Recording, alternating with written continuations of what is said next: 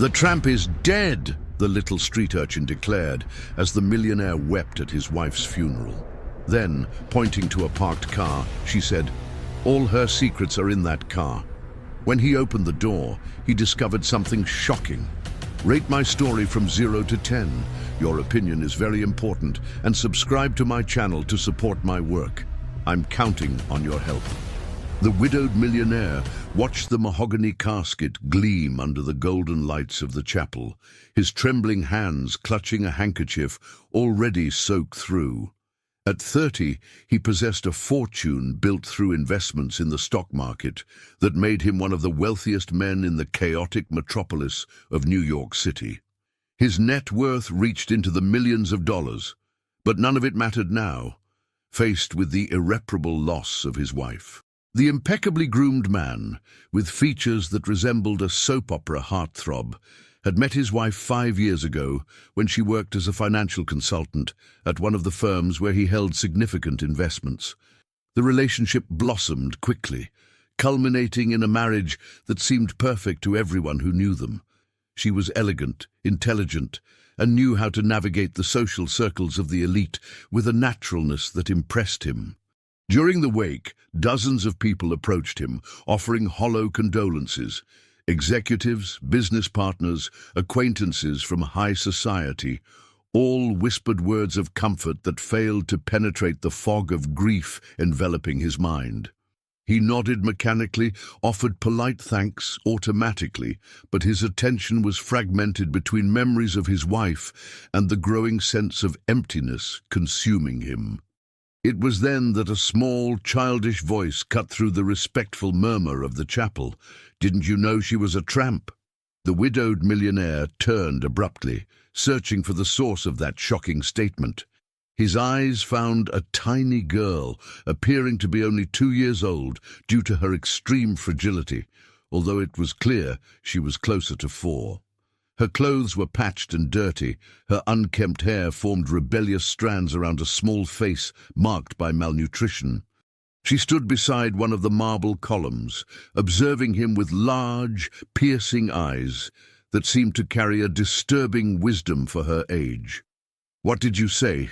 he asked, bending down to get to the child's level, his voice still hoarse from crying. The street urchin pointed a small finger towards the entrance of the chapel, where several luxury cars were parked. "Over there, in the big black sedan. It's all in there, all her secrets." The millionaire's heart began to beat irregularly. How could a street kid know anything about his wife? How had she managed to get into the private chapel where only invited guests had access? He looked around, searching for someone responsible for the girl, but she seemed to be completely alone among all those grieving adults. "What secrets?" he insisted, feeling a strange chill run down his spine. The girl tilted her head to the side, studying his face with a disconcerting intensity. "Didn't you really know anything?" She had other men, lots of other men. The child's words echoed in the widower's mind like a distorted echo. He stood up slowly, his legs faltering slightly. Around him, the conversations continued as normal, as if this surreal conversation wasn't happening. No one else seemed to have noticed the girl's presence or heard her devastating words. "That's impossible," he murmured, more to himself than to the child.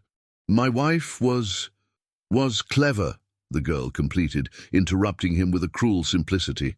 "Very clever. Knew how to hide things. But I saw everything." The millionaire felt as if the ground were moving beneath his feet. His wife had been the most important person in his life, the only one who truly knew his fears, his ambitions, his dreams of further expanding his capital through new investments. They shared everything, or at least he thought they did. How could a kid like you know anything about my wife?" he asked, his voice sounding rougher than he intended. The girl smiled. But it wasn't a childish and innocent smile. It was a smile that carried the weight of having seen things that no child should see. "I wash windshields at intersections. I'm in a lot of places. I see a lot of things that adults think nobody's watching." At that moment, the millionaire made a decision that would completely change the course of his life. He stood up, looked one last time at his wife's casket, and walked towards the exit of the chapel. The girl followed him silently, her small footsteps echoing softly on the marble floor. Outside, he headed towards his black sedan, an imported vehicle that cost more than many people earned in entire years. His hands trembled as he searched for the keys in the pocket of his dark suit. The girl positioned herself beside him, watching every movement with that disturbing attentiveness. When he opened the car door, the first object that caught his attention was a small leather box he had never seen before, hidden under the passenger seat. With his heart pounding in his chest, he opened the box and found dozens of carefully folded letters, all addressed to his wife.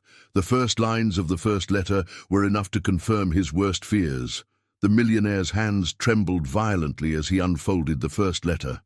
The words leaped from the paper like sharp blades, describing intimate encounters, passionate declarations, and promises of eternal love directed to his wife. The handwriting was masculine and decisive, signed by someone called only "Your Eternal Admirer." The date indicated that it had been written only 3 months ago, when he and his wife were planning a romantic trip to celebrate their wedding anniversary. "There's more," said the street urchin, her voice sounding strangely mature for a 4-year-old. "A lot more." He picked up another letter, then another, and another. Each one revealed a different piece of his wife's secret life. There were letters from at least 6 different men, all written over the past 2 years. Some were romantic, others explicitly sexual, and some discussed elaborate plans for rendezvous at expensive hotels in the downtown area. One of the letters mentioned costly gifts she had received, jewelry, imported perfumes, even a gold watch that he had never seen her wear. "How did you know this was here?" he asked the girl, his voice a harsh whisper. The child moved closer, her large eyes fixed on his face. "I saw her hiding the letters here. It was always in the early morning when you were asleep. She would come to the car and put things away. Thought no one was watching, but I was." The millionaire felt as if someone had pulled the ground out from under his feet. During 5 years of marriage, he had believed that he completely knew the woman with whom he shared his bed, his dreams, and his plans to further expand his wealth through new businesses. They had built an enviable fortune together. She advised him on investments, actively participated in the financial decisions that moved millions in stocks and holdings. "Why are you telling me this?" he asked, putting the letters back in the box with mechanical movements. The girl tilted her head, studying him with that disconcerting intensity. "Because you seemed too sad, and because she was mean to people like me." "Mean how?" "When I tried to wash her car window, she yelled at me to get out of the way. Said kids like me were a plague. Once she threw cold water on me when I asked for food." The millionaire's heart ached. He didn't know this cruel side of his wife. To him, she had always been kind, polite, sophisticated, but apparently there was a different version of her that revealed itself when she thought no one important was watching. "Where do you live?" he asked suddenly. The girl pointed vaguely in the direction of downtown. "Around there, under the big bridge." "With other kids?" The idea of a child so small, living on the streets of the chaotic metropolis without protection or proper care, touched something deep inside him. Perhaps it was the need to focus on something other than the devastating betrayal he had just discovered, or perhaps it was genuine concern, but he found himself wanting to know more about the life of this strange girl. "Do you have family?" "Not anymore." The answer came simply, without self-pity, just a fact stated with the naturalness of someone who had already accepted their reality. During the following days, the millionaire couldn't focus on anything other than the letters and the words of the street urchin. He cancelled important meetings, ignored calls from business partners, and spent hours walking the streets of the city looking for the child. His employees began to worry about his erratic behavior, especially because he had stopped monitoring his investments in the stock market and his holdings in funds that normally demanded constant attention. It was during one of these obsessive walks that he finally found her again. She was crouched near a busy traffic light in the business district, holding a dirty cloth and approaching the stopped cars to clean the windshields. Her movements were quick and efficient, demonstrating an experience that a child her age shouldn't have. "Hey," he called, approaching carefully so as not to scare her.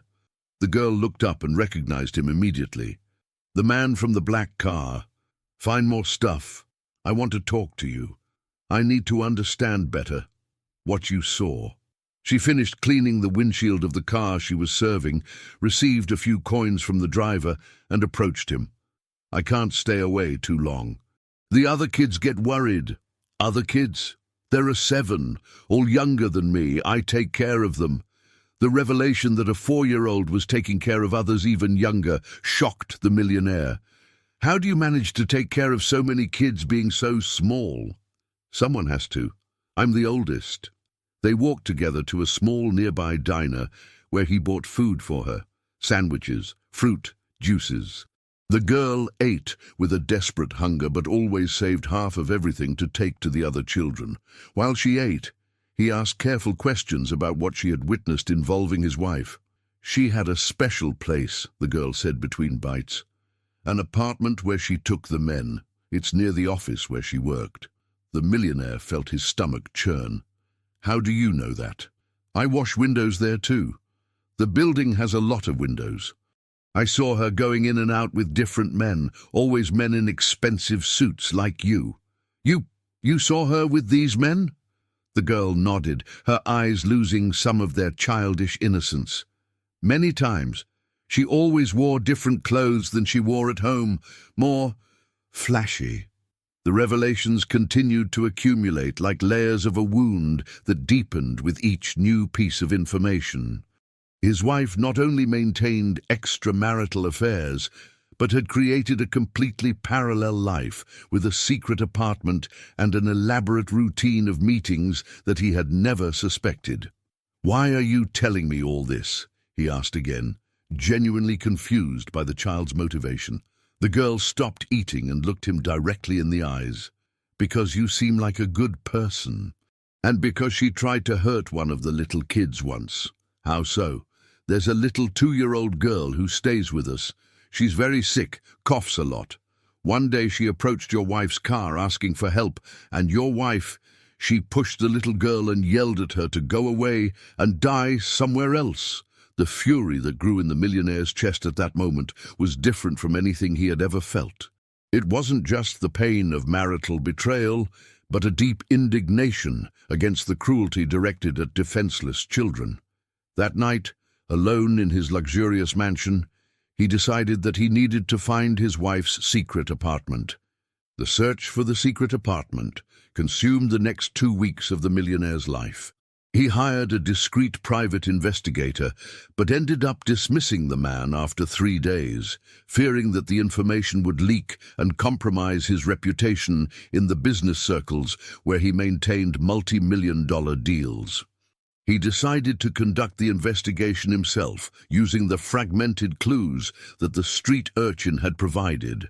During this period, he developed a strange routine.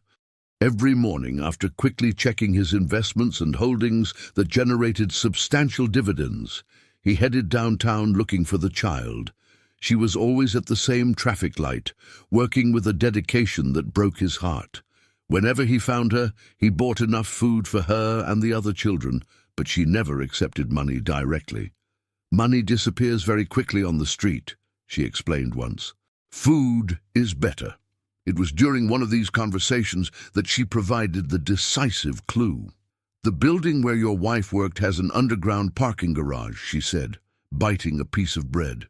"She always parked there when she went to the special apartment. It's in the same block."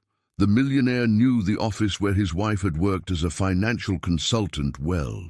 It was a modern commercial building with dozens of companies specializing in wealth management and investments. He himself had met his wife during a meeting about stock portfolio diversification. He had never paid attention to the residential buildings around it. That afternoon, he meticulously searched every apartment building within a 3-block radius. He showed the photo of his wife to doormen, building managers, and residents he encountered in the lobbies. Most looked at him with suspicion, a well-dressed man, clearly wealthy, asking questions about a woman who had recently passed away. It was in the fifth building that he found what he was looking for. The doorman, a middle-aged man with tired eyes, immediately recognized the photo. "Mrs. Helena," the man said, using the millionaire's wife's middle name. "Apartment 12B. She hasn't been around for about 2 weeks." I thought she might have traveled. The millionaire's heart skipped a beat. She rented this apartment?" "Yes, sir. For about 2 years now, always very polite, paid on time, received male visitors frequently, but was a discreet person." With trembling hands, the millionaire explained that he was the deceased's husband and needed access to the apartment to settle estate matters. The doorman, embarrassed by the news of the tenant's passing, led him to the apartment. The key turned in the lock with a soft click, and the door opened, revealing a world he could never have imagined. The apartment was elegantly decorated, with expensive furniture and a style completely different from the decor of his home. There were sensual paintings on the walls, scented candles, and an atmosphere that screamed romance and seduction. In the bedroom, he found a wardrobe full of clothes he had never seen his wife wear, bolder dresses, elaborate lingerie, high-heeled shoes that contrasted completely with the conservative style she maintained at home. It was like discovering he had been married to 2 completely different women, but it was on the desk in the bedroom that he found the most devastating evidence. There was a leather-bound diary, dozens of intimate photographs with men he didn't recognize, and a folder full of financial documents that made his blood run cold. The documents showed transfers of money from their joint accounts to her personal accounts, always in amounts that stayed below the limit that would require his authorization. For 2 years, she had systematically diverted small amounts that, when added up, amounted to hundreds of thousands of dollars. The money had been used to maintain that apartment, buy expensive gifts for her lovers, and finance a double life that he had never suspected. When he opened the diary, the words written in his wife's familiar handwriting were like stabs. She described in detail her extramarital affairs, compared her lovers to each other, and demonstrated a growing contempt for him, referring to her husband as the rich idiot and my personal ATM. A particularly painful entry read, "He's so predictable. He works so hard to accumulate more wealth that he doesn't even notice when I take money from the account. He thinks he knows me, but he has no idea who I really am. Sometimes I feel sorry for him, but it quickly passes when I remember how boring and controlling he is." The last entry in the diary was dated just 3 days before her passing. She wrote about plans to leave the marriage, taking with her a significant amount of his wealth through a strategic divorce she was planning with the help of a specialized lawyer. "I've already managed to transfer enough to guarantee my independence," it was written. "Now it's just a matter of time until I find the right moment to deliver the final blow. He will be shattered, but it's the price for being so naive." Sitting on the bed where his wife had betrayed his trust countless times, the millionaire cried as he hadn't cried since childhood. They weren't just tears of pain, but of deep humiliation. He felt like a complete fool, a man who had built a financial empire, but had been easily manipulated by his own wife. It was the photographs that provided the final blow. Among the intimate images, he recognized some faces: work colleagues, acquaintances from social events, and to his utter horror, his best friend and business partner, someone who frequented his house regularly and who had been present at the wake, offering false condolences. At that moment, his phone rang. It was the street urchin. She had gotten his number through one of the business cards he had left with the doorman of the building where she worked. "Man from the black car," said the child's voice through the line. "You need to come here. There's something important I need to tell you about her last day." "What do you mean?" he asked, wiping away the tears with the back of his hand. "The day before she passed." I saw her arguing with one of the men. He was very angry, yelling about money. The millionaire felt a chill down his spine. What kind of argument? He said she owed a lot of money to dangerous people, and that if she didn't pay soon, something bad was going to happen. The revelation that his wife not only betrayed and stole from him, but was also involved with dangerous people due to debts, was the blow that finally completely shattered his perception of the reality he had built around his marriage. The meeting with the street urchin took place under the bridge where she lived, a place the millionaire never imagined he would visit. The space was improvised, with cardboard, torn blankets, and some objects found in the trash. But there was a peculiar organization that demonstrated the child's care for the other younger children. 6 children, all visibly malnourished and wearing tattered clothes, hid behind her when they saw him approaching. "They're afraid of adults," explained the girl, making a reassuring gesture to the others, "especially men in suits." He crouched down to get to their level, taking off his expensive jacket to appear less intimidating. "Can you tell me about what you saw on her last day?" The girl looked at the other children, then pulled him to a more private corner. "It was early in the morning. Your wife was in the special apartment with that tall man with grey hair. They were yelling a lot." The millionaire's heart sank. From the description, it could only be his partner and best friend, someone he had trusted for over 10 years to manage part of his investments in international funds. What were they talking about? She was crying, asking for more time, saying she could get the money if he was patient. But he was very angry, talking about people who wouldn't wait any longer. The girl paused, her big eyes showing the disturbing memory. Then he grabbed her arm really hard, said that if she didn't get $300,000 in 2 weeks, those bad people were going to do something terrible to her. The number mentioned made the millionaire stagger slightly.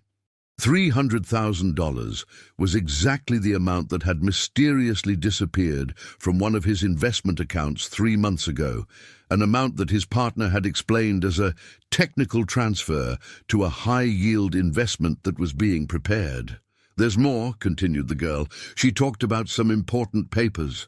Said she could get a lot more money if he helped her with something about stock options from her husband's company." The pieces of the puzzle began to fit together terrifyingly in the millionaire's mind. His wife wasn't just diverting small amounts to maintain the apartment and the lovers. She was involved in something much bigger, possibly related to manipulation of his stock options and investments with the complicity of his own partner. "Did you hear anything else about these papers?" "Yes. She said she could get her husband to sign anything if she pretended it was about expanding the business. She said he trusted her so much that he didn't even read what he was signing." The humiliation that the millionaire felt at that moment was deeper than any physical pain. It was true. In the last 2 years, he had delegated more and more financial responsibilities to his wife and his partner, focusing on expanding the company and seeking new investments in cryptocurrency and emerging markets. He had signed dozens of documents that she placed before him, blindly trusting her financial expertise. During the following weeks, the millionaire began a silent and meticulous investigation of his own finances. What he discovered was even worse than he imagined.